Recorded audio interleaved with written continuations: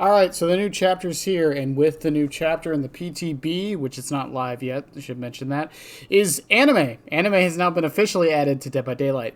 A bit of a controversial thing. I do want to say that, technically speaking, the Dracula chapter was actually the first anime chapter.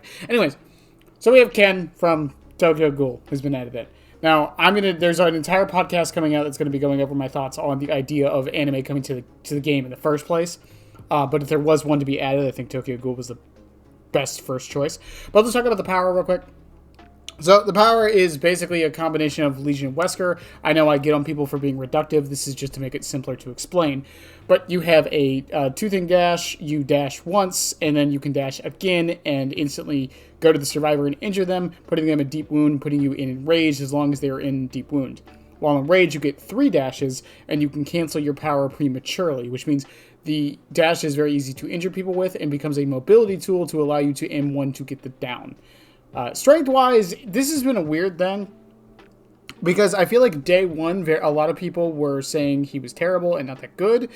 Then people started figuring out the movement tech and how to use him correctly, and then he is apparently shooting up in people's tier lists. Regardless of how good he is, though, I will say, even as someone who's not the biggest fan of dash killers, I know Chucky is a dash killer. Most people who know me know what I mean by that. This killer is extremely fun. The skill ceiling is insane. The way he works is great. The only unintuitive thing is the lack of vertical mobility, but the devs actually put a post out about this on why there's no vertical mobility on any killer. So don't expect to see that in the future. The add-ons are interesting. Some of them are kind of really bad. I don't really have too much to say on them specifically because that's not the point of this video. But yeah, the new killer's great. I love it. And I'm glad Dead by Daylight is kind of stepping out of its comfort zone with certain characters. So we'll see where that goes. Moving on to the other changes, we have the Legion changes, which were more quality of life than anything. Most of these were. None of the add-ons were adjusted that I could tell, and it was mostly the fatigue thing. If you want the exact specifics of what were changed, by the way, the posts will be below, linked. I'm not going to go through it because by the time this video comes out, you've probably seen videos about the PTB like 100 times. But basically, Legion just feels better. It's nothing like too substantial to like raise them up or down in the tier list, but yeah, they just feel better. Speaking of not going up or down in the tier list, next is my boy Chucky. So these Chucky changes are great. They are really good, and I think, realistically speaking, all he really needed to give him that bump up. So I will have a video on screen right now of the comparison of the different acceleration rates from a standing still perspective. Now, if you're watching the frame by frame, it doesn't look too different. However, if you do genuinely go frame by frame, the acceleration bonus is there. What this is basically going to help is a lot for those shorter hits rather than the longer ones. This also means that for some reason, I don't know if this is just how the acceleration works now, but there's a lot of windows where I was able to actually turn out of and hit people almost instantly. So I don't know if that was affected by this, but that is also there. There's a few other changes that happened to Chucky in this patch. Obviously, the 12-second cooldown, which also feels good. Those 2 seconds really did matter. As well as, from what I can tell, the white lines on the side of the screen, the speed lines, have been made less transparent. Or, I'm sorry, more transparent. It doesn't seem like much, but it means that you won't feel like you're going faster than you actually are, causing this like cognitive dissonance of like making you feel like you should be moving faster when you're not. So that should help out a little bit. I wasn't able to test it too much, but from what I can see from watching the footage over and over and playing it a bunch on the PTB, is that the vacuuming for Scamper seemed a lot more forgiving. So when you normally slice and dice up towards a window or a pallet, there's a hitbox, obviously like anything else, that would pull you into the window or pallet. You don't have to hit it dead on. And I feel like they made it a tiny bit more forgiving on the PTB. At least it seems that way, which I hope helps with scampering in general and making the power just feel better. This is the biggest thing with Chucky. I just think he needed things to make him feel better. The last thing on this is starting with your power. Now, I have said this a few times. Starting with your power is basically a nothing change. This changes pretty much 99% of situations. This is never something you really need. However, it is really nice that it is now a thing. Because in those 1% situations where it is necessary, it's just nice. There is no reason Chucky shouldn't have started without his power. He gives away that he's even in the match the moment he activates it. He can't really do anything with the slicing dice to get across the map with it, so it's not like he's using it to like get an early kill or down like Hillbilly or Blight can. There was really no reason for him not to start with his power. So good kudos to you guys' behavior. I know there are still some people who don't enjoy Chucky at the moment, and this probably won't move the needle for most of them. But for those of you who thought he just felt a little underwhelming for your taste, give him a try once he comes to live. I promise he feels so much better. The problem with the Chucky changes is a lot of it is hard to explain because most of it was just how he felt. But again, I think that was the biggest problem that he's had over the past 3 months since the last change. It's not necessarily his strength, but how he feels to play. Moving on to the biggest change in the entire patch, in my opinion. The Xenomorph changes. So, Brian, the Mr. Headache, friend of the channel, has done an entire video on this. And basically my sentiments are the same if I knew as much as Brian did. But these Xeno changes are just bad. They're just terrible. And I'm going to say this now, and I might get some hate for this. I think the Xeno changes are worse than what they did to Skull Merchant. Because at least Skull Merchant plays relatively the same. She's just worse at it. Xenomorph now can't even play the same way they did. Basically, this change kind of forces you to just brute force through your turrets until you can land a hit or get knocked out of your power.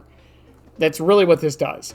The add-ons got nerfed a little bit, and like they're trying to do what they did to Marvin's Blood a long time ago in Nemesis, and it's like, oh, well, people bring this add-on all the time. Rather than changing or buffing the other ones to be better and like more appealing options, let's nerf the one that is used all the time so the other ones get used, which it's not going to do that because the add-on is so essential to Xenomorph's kit that it kind of, whatever. But no, these changes can't go through. Xenomorph just feels terrible to play on the PTB. Just really, really, really bad. Behavior apparently is looking into it, and they might be changing it. We'll see. The devs have said a few things. We don't have anything concrete, but it should be noted. At the very least, if they don't change anything else, I would like this not to go through. I don't think this is a situation of like people losing their minds, because I think people have come out with this one with fucking receipts on why this change is bad. 103 seconds, give or take, to get out of your burn state is fucking insane. And the fact that you can't even get rid of it when you go into a tunnel like I thought you could, like, again, this is a situation where I thought I knew what behavior was going for. I thought what they were going for was this idea of making the survivor who's leading the Xenomorph around turret to turret feel like they're actually accomplishing something. Because this is the big thing with Dead by Daylight in mini games, right? It doesn't matter if something actually works or is effective. If it doesn't feel like it is, then there's probably a problem. So while, yes, many people will say, well, treat the turrets as a body block for the Xenomorph, so they have to stop and you get a few extra seconds to chase, from the player's perspective, it doesn't feel like you're actually doing anything. It just feels like you're kind of getting lucky or you're just wasting time, which is your job as a survivor, I know, but oftentimes it doesn't feel like enough, especially when the opportunity to knock a killer out of their power is presented. So, yeah. Otherwise, we have the Area Crows map, the new one. Very good. It has a couple loops that are kind of problematic, but I'm fine with it because the map is so small, so it's not that big of a deal. On top of the fact that many of the loops are kind of just filler loops, so they're not really like as powerful as some of the other main ones. So there's like a couple good spots on the map and not very many other ones. But they're also not so abysmally bad that the survivors can't play off of them. So I think the new Area Crows is actually going to be very good and very popular. We'll see. Honestly, I do like this direction of behavior being like, okay, people bring Area Crows offerings. Let's make it so there's actually a slightly killer or not as survivor-sided version of the map, so people stop bringing it. They did this with Garden of Joy, they did this with Ormond, and now they're doing it with the Area Crows, which is hilarious to me. The only map left, realistically speaking, that I'm going to be worried about seeing a map offering for is Asimov's, Wrecker's Yard, and Macmillan. And the only reason for those is because of the bug pallets. They fixed the bug pallets, and I'm not even scared of those, which leaves just Badham. They fixed Badham, and I think I'm fine with every map in the game if I see a map offering, but we'll see. Otherwise, there were some perk changes. The Deception perks basically all got buffed on their cooldowns. Not that big of a deal. I think it'll be fun for the first couple weeks till people stop using them. Red Herring needs a rework behavior. I've been saying this for years. Just rework Red Herring.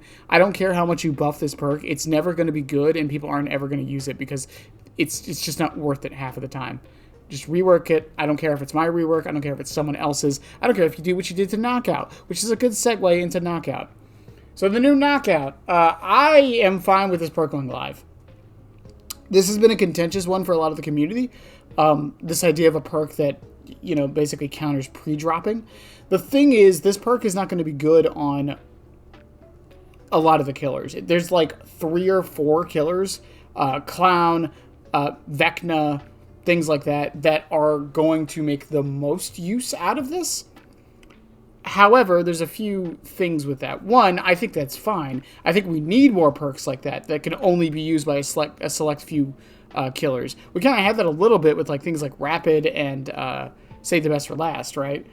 And Mad Grit and anything that involves lockers, things like that. I would rather have more perks like that, at least on the killer side, where it's more of a supplementary perk for certain killer powers. I like that. The other thing to be noted from my testing, as far as I could tell, if you break the pallet before they run away from it, they don't get the hinder. So you can't just they can't just drop the pallet and you break it instantly and then they get the hinder.